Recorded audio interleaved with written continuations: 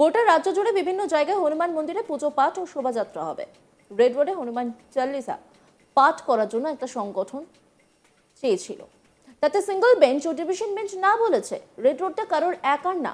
আমি সেই আয়োজকদের বলবো 26শে বিজেপি এলে আপনাদের আমরা অনুমতি দেব।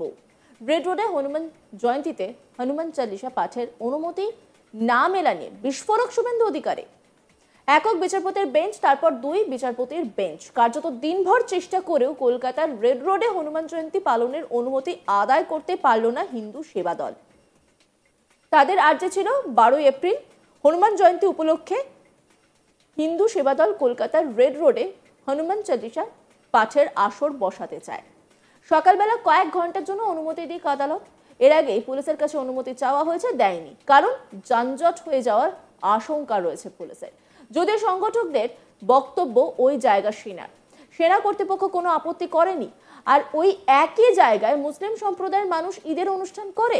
পাশাপাশি 2023 সালে রাজ্যের শাসক দল 2 দিন ধরে লাগাতার ধর্ণা কর্মসূচি করেছিল, কিন্তু বিচারপতি তীর্থঙ্কর ঘোষ সেই আবেদনে সাড়া দেননি। বিচারপতি বলেন, খিলাফত আন্দোলনের পর থেকে মুসলিম সম্প্রদায়ের মানুষ ওই স্থানে ঈদের নামাজের অনুষ্ঠান করে, তার একটা ঐতিহাসিক ভিত্তি রয়েছে। কিন্তু হঠাৎ করে অন্য কেউ অন্য কিছু করতে গেলে তাকে আগে সেই অধিকার প্রতিষ্ঠা করতে হবে। তাদের কি বক্তব্য? আদালতকে 6 সপ্তাহের মধ্যে হলফনামা দিয়ে জানাতে নির্দেশ দিয়েছেন। একই সঙ্গে রাজ্যকে তাদের আপত্তির কথা জানাতে হবে। এই নির্দেশের বিরুদ্ধে ডিভিশন বেঞ্চে যায় সংগঠকরা, কিন্তু সেখানেও প্রধান বিচারপতি টি.এস. শিবজ্ঞানম ও বিচারপতি চৈতালি চ্যাটার্জি দাসের ডিভিশন বেঞ্চ নির্দেশে জানিয়েছে একক বিচারপতির বেঞ্চের নির্দেশে হস্তক্ষেপ করবে না তারা। তবে সংগঠকরা চাইলে শহীদ মিনার বা আর অ্যাভিনিউতে করতে পারে এই হনুমান চালিসা পাঠের আসর। কোর্টের এই নির্দেশের পরে রাজ্য বিজেপি কার্যালয়ে রাজ্যের বিরোধী দলনেতা শুভেন্দু অধিকারী প্রেস কনফারেন্স করে জানান, গোটা রাজ্য জুড়ে বিভিন্ন জায়গায় হনুমান মন্দিরে পুজো পাঠ ও শোভাযাত্রা হবে। রেড রোডে হনুমান চালিসা পাঠ করার জন্য একটা সংগঠন চেয়েছিল, তাতে সিঙ্গল বেঞ্চ ও ডিভিশন বেঞ্চ না বলেছে, দেননি। ঠিক আছে, কলকাতা পুলিশ তাদের রানী রাসমণিতে করতে অনুরোধ করেছিল, তাতে তারা রিজেক্ট করেছে। রেড রোডটা কারোর একার নয়। আমি সেই আয়োজকদের বলবো 26শে বিজেপি এলে আপনাদের আমরা অনুমতি দেব। রেড রোড যদি অন্য ধর্ম পালনের জায়গা হয়ে থাকে সেখানে আপনারাও হনুমান চালিসা পাঠ করতে পারবেন। শুভেন্দু অধিকারী কি বলেছেন শোনাবো আপনাদের। গোটা রাজ্য জুড়ে বিভিন্ন জায়গায় বজরংবলীজির কে শ্রদ্ধা জানিয়ে পুজো পাঠ হনুমান মন্দিরগুলোতে এবং শোভাযাত্রা হবে, এবং অনেক আয়োজকরা অনুমোদন পেয়েছেন। আবার রেড রোডে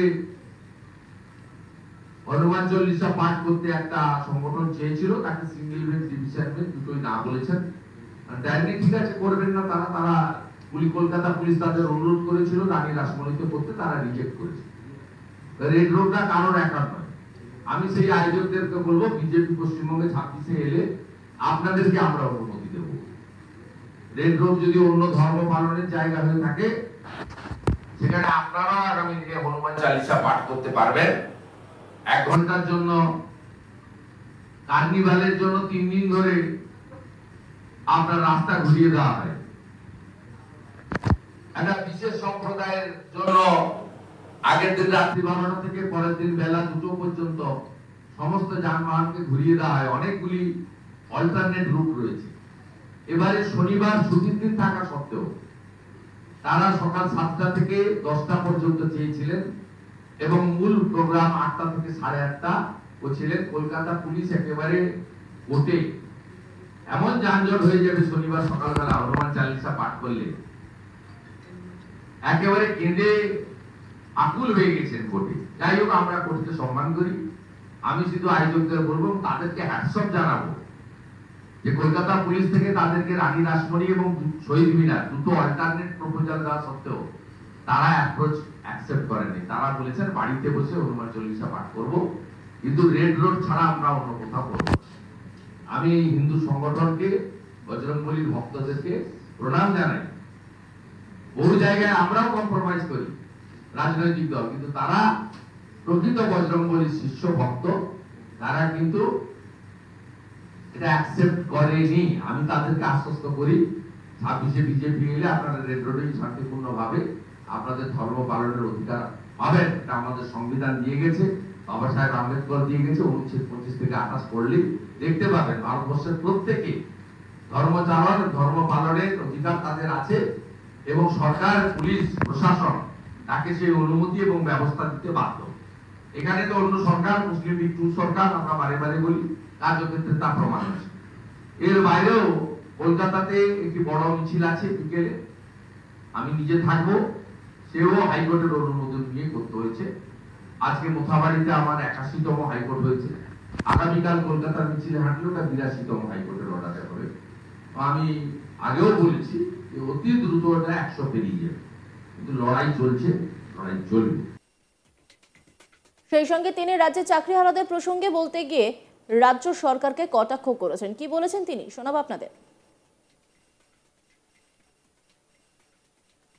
বাংলার মুখ্যমন্ত্রীর নাম কি? জোর ব্যানার্জি।